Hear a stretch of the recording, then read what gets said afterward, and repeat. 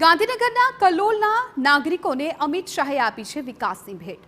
અમિત શાહને હસ્તે 19,378 કરોડના વિકાસ કાર્યોનું લોકાર્પણ। કલોલ તાલુકા કેળવણી મંડળ દ્વારા નવનિર્મિત ઓડિટોરિયમનું લોકાર્પણ। કલોલની જનસભામાં ફરી કોંગ્રેસ પર વરસ્યા અમિત શાહ। સરપંચને મળતી ગ્રાન્ટ મુદ્દે અમિત શાહે કોંગ્રેસને આડે હાથ લીધી। કોંગ્રેસના રાજમાં સરપંચે 5 લાખ લાવવા હોય તો પણ ભીસ પડતી હતી તેવું શાહે કહ્યું। ભાજપના રાજમાં એક પણ સરપંચે ગાંધીનગર ધક્કો ખાવો નથી પડ્યો। મિત્રો, જ્યારે કોંગ્રેસિયાઓનું રાજ હતું ત્યારે સરપંચને 5000 રૂપિયા ગાંધીનગરથી લાવવા હોય ને તો એ ભે પડી જતી હતી, ભે પડી જતી। આજે કોઈ સરપંચ લાખની ભાષા બોલતો જ નથી। 5 કરોડ, 10 કરોડ, 100 કરોડ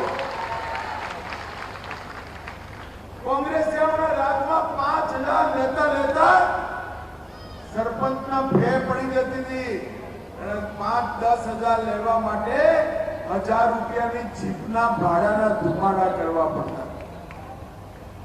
આજે 191 કરોડ રૂપિયા ના કામો એક સાથે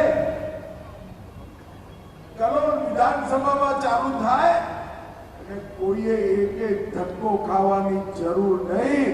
એવું રાજ નરેન્દ્ર મોદીના શાસનમાં ભાજપાએ આપવાનું।